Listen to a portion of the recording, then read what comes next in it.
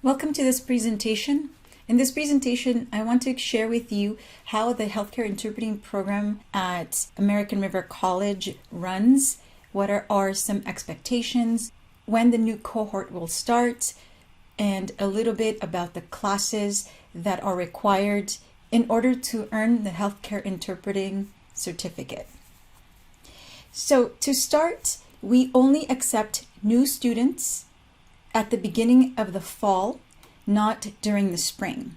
So the next start date, if you are interested, is for August 2024. The application is going to open on March 1st, and it's going to be open until June 1st. So you will have between March 1st and June 1st to complete your application. Part of the application is a bilingual assessment, and that bilingual assessment will also open on March 1st. You will have access to both the application and the bilingual assessment on Canvas. So even though your course is going to end in a couple of days, it will remain open for you to be able to come back. And if you are interested in starting in August of this year, so for the fall, then you should complete the application and the bilingual assessment. So every year we tend to put together a cohort with no more than between 4 and 6 languages. So for the upcoming cohort, starting again in fall 2024, we are accepting students who are fluent in Arabic, Dari, Farsi, Russian, Spanish, and Ukrainian. So let's talk a little bit more about the application requirements and the application process. You must submit your completed application by June 1st. And you also, by the time that you complete your application, should have completed HCI 300, which congratulations, that's what you're doing now, with a C or better.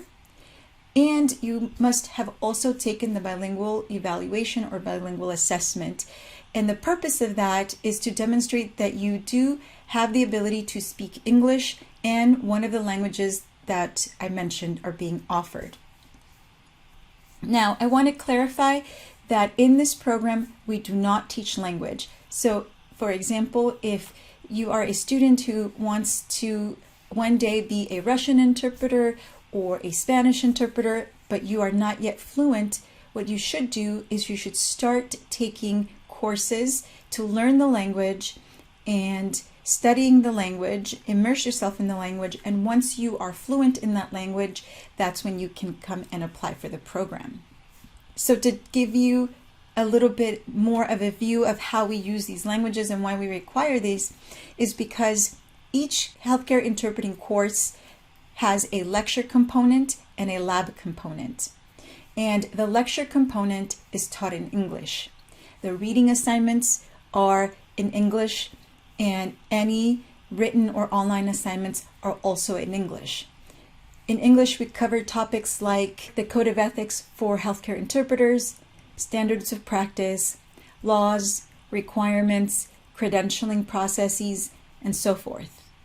And when we are in labs, we actually are practicing the skills that are required in order to interpret, and we do that by actually completing interpreting exercises and by learning medical vocabulary and terminology in our language of service. So we expect you to be able to learn in both languages, English and your language of service, when you are taking these courses. Now, here on the screen, you see the degree requirements. This is also sometimes referred to as a roadmap in Los Rios. And so I have also included this document as a file on Canvas. So the HCI program certificate is issued by the California Community Colleges Chancellor's Office, which is the same office that awards AAs and AS degrees. So in order to earn this degree, you will take a series of healthcare interpreting courses. You will take healthcare interpreting courses within 2 back-to-back semesters. So we split up the courses into semester 1 and semester 2. In addition to completing the required healthcare interpreting courses, you will also take 2 courses that are outside of the department, and that's going to include AH311, which is medical language for healthcare providers, which we sometimes simply refer to as medical terminology. And the second course is Biology 102, which is Essentials of Human Anatomy and Physiology. This course is an introductory course to human anatomy and physiology. Now, if you are a student who is pursuing another degree or looking to complete requirements for either a nursing program, a PA program, a respiratory therapy program, and in your path to do that, you have completed Biology 430 and 431, then you don't have to take 102. Those 10 units that you took of A&P would suffice. But if you have not taken A&P 430 and 431, then you should take Biology 102 to meet the requirements for this degree. As far as the healthcare interpreting courses, the first course that you take is this introductory course, HCI 300, which is 0.5 units. It's half a unit. That's why it's so short. If you get accepted into the program, your first semester, you will take 9 units. And the second semester, you will take 6 units of healthcare interpreting. As far as when you should take AH311 and Biology 102, if you have not taken these courses, what you can do is you can take AH311 this semester if you would like. ARC does have courses that are short-term courses that will be starting soon on March 18, and I believe there are still spaces in some of those courses. So if you can take AH311 this semester and get it out of the way. However, if you have not taken it and taking a course during this semester in the spring doesn't fit your schedule, then you can wait to take it during the first semester that you are accepted. So you can take it, for example, in the fall along with the healthcare interpreting courses. If you have not taken Biology 102, then Biology 102, you can choose to take it during your first semester of the program, which would be the fall, or the second semester, which would be spring 2025. So to put it in different terms, you don't necessarily have to have completed these 2 courses before you apply, but you should take the medical terminology course, AH311, no later than the first semester that you are accepted, and Biology 102, no later than the second semester. As far as the course format, we present the course materials in 2 ways.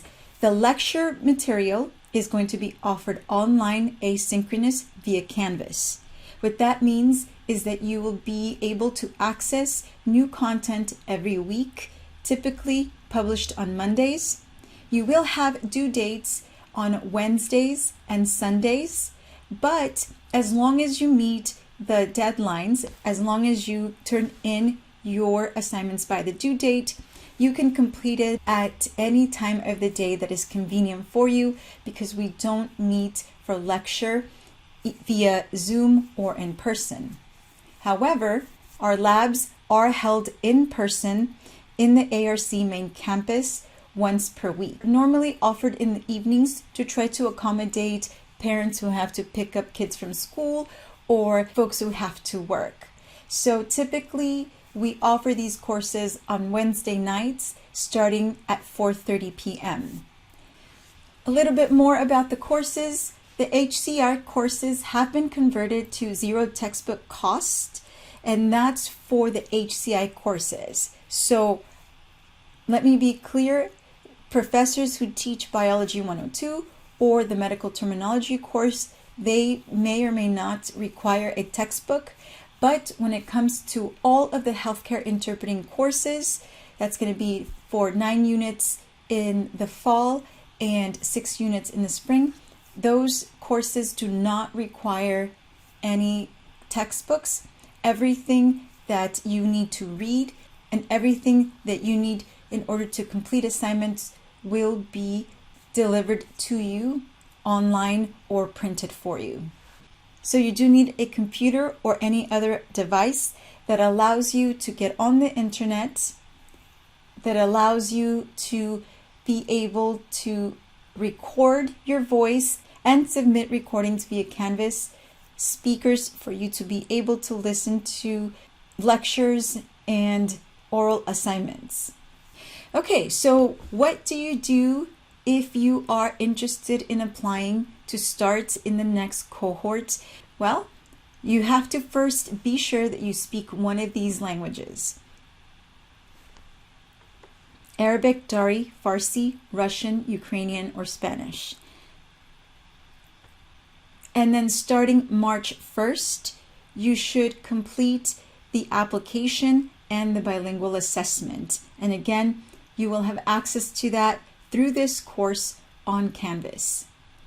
After student applications are received, we do evaluate them and send results letters to let you know if you have been accepted into the program or you need any remediation or we need anything from you by May 1st and again by June 30th. Now, if you submit your application soon after it has opened on March 1st, you may receive your results letter sooner. Now, I'm going to go over some frequently asked questions from previous students in this course. So, what do you mean by bilingual? What we mean by bilingual is that you have the ability to have a conversation with native speakers of those languages, and that you show that you are able to express your ideas easily without having to rely on another language or having to insert words in another language. What happens if you don't pass the bilingual assessment? Well, first, I want to make sure that you are at ease because the assessment is not hard. We basically just ask you to speak so that we can listen to your fluency and your fluidity in the language. There are no history questions, no math questions, nothing like that. Most questions are open-ended questions that don't have a right or wrong answer. They are questions that set you up to be able to express your opinion so that you can speak freely, and then we are able to listen to your flow. Now, if you do get nervous and you are not able to get a score that is a passing score, then you will have the opportunity to retake the assessment once more. The next question is, what if my language is not being offered in the upcoming cohort? Every February, we update the languages. You should come back to the page in February and take a look at the languages that will be offered in the following cohort. And what if I'm not sure if I want to start this next semester? I would like to recommend that you do complete the application, because even if you are accepted, you can always decline your spot. But if you change your mind and the application has already closed, then you won't be able to apply for it because we do not accept late applications. When should you complete AH 311 and Biology 102? We've discussed that, but I have the answer written there as well. And remember that you will have access to this presentation so that if you need to go back and review any answer, you can. We also talked about the hybrid nature of these classes.